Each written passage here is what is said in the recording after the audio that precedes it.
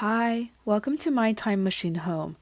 After a lot of reflection, if I could go back to any historical period anywhere in the world, I would choose to time travel back to the Victorian era, so from 1837 to 1901, and I would go live in London. In fact, I have always been fascinated by the socio-economic context of the Victorian era because during Queen Victoria's reign, Britain acquired wealth and power faster than ever before. However, it was also a period when the population was peaceful and happy. In addition, the architectural styles that emerged from it, such as Gothic and Rococo, seem really aesthetically pleasing to me and are styles still present on buildings today. During the Victorian era, there was quite a big difference between the lifestyle of rich people and poor people.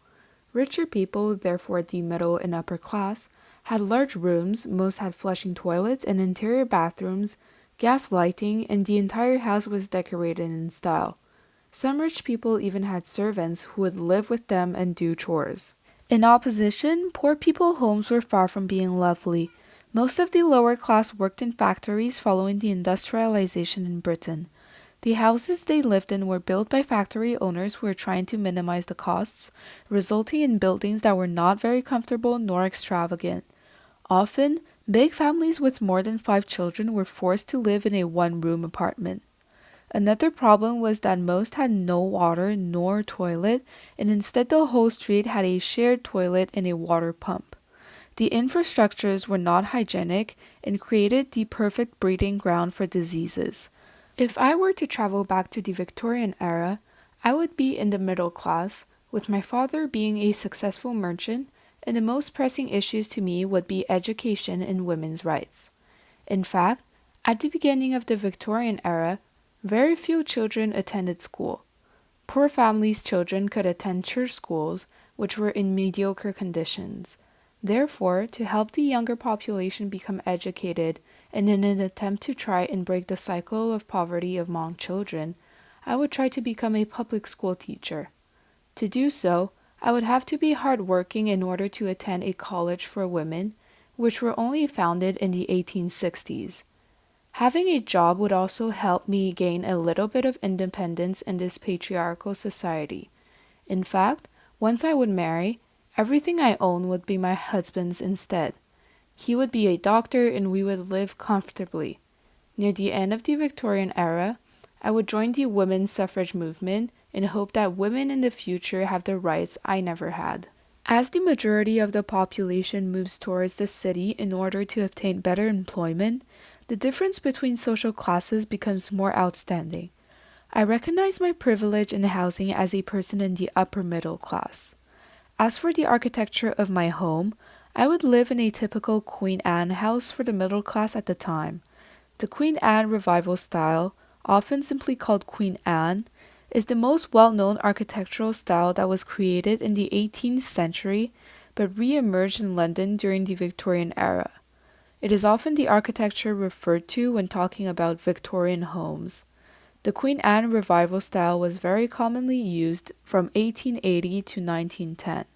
On the outside, the house would have an asymmetric design and irregularly shaped roof. The house would be 2 stories high and built with bricks from a local factory and local stones. It would have a tower on one side, along with a balcony. These are all classic elements characteristic of a Queen Anne-style house.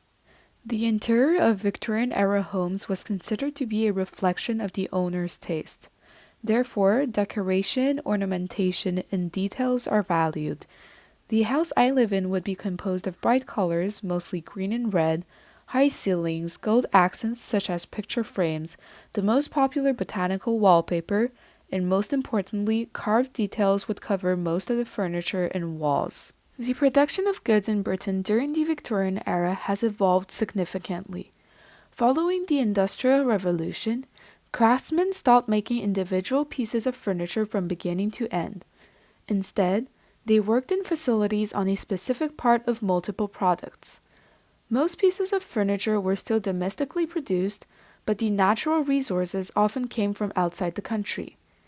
For example, The British timber trade in the 19th century describes the importation of wood from the Baltic region and later from North America to Britain in order for them to have enough resources to build ships. Mahogany, a type of wood used to make furniture, was imported from Jamaica and processed in Britain. In addition, curtains, cushions, stuffing, and clothing were all mass-produced using cotton thanks to the creation of new trade networks. The majority of raw cotton was imported from Egypt or the south of the United States and were shipped to Liverpool and woven in Lancashire. Repetitive manufacturing increased the production speed of products, allowing them to be cheaper and therefore more accessible. The goods would be directly purchased from the marketplace, as markets were at the center of London life. London at the time was the largest financial center in the world, with trades happening with every commodity and currency. To contrast with contemporary society, the sites of production were much closer to the consumers in the Victorian era. As workers' conditions improved in Britain, factories started to be moved outside of the country. In fact, factories today are built in developing countries that are an ocean away from us because those countries have less regulations regarding worker conditions, which helps big companies maximize their profit. Also, as British colonies such as India, Egypt, and Canada gained independence, the United Kingdom today hold much less power internationally than the so-called British Empire did during Queen Victoria's reign.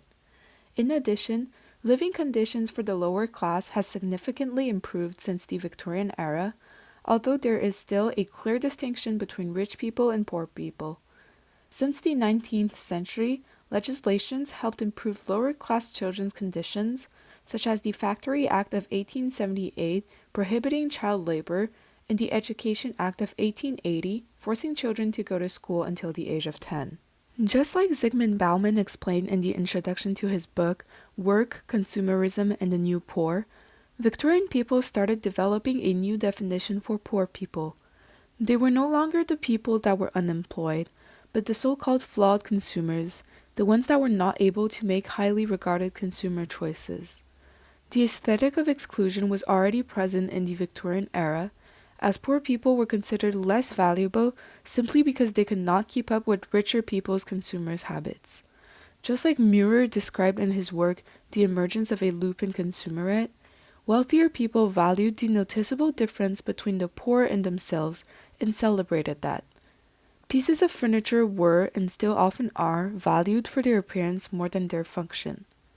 Even though everything started to be mass-produced, the middle class would rather buy gold-painted and carved wood furniture in an attempt to appear luxurious. In the Victorian era, clothing was also very important as different kinds of more elegant dresses distinguished the upper class from the others.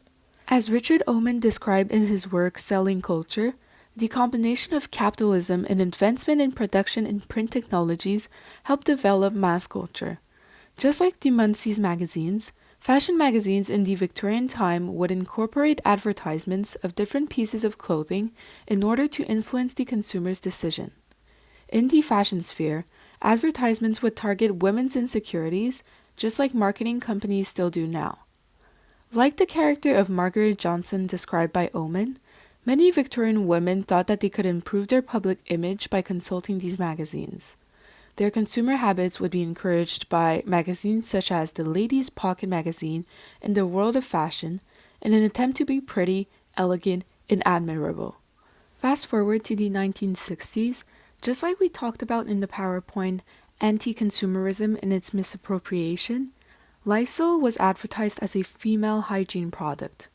Even today, a lot of brands, especially in the makeup and skincare industry, continue to promote their products as a way to achieve a certain beauty standard and a way for women to be conventionally attractive and pretty.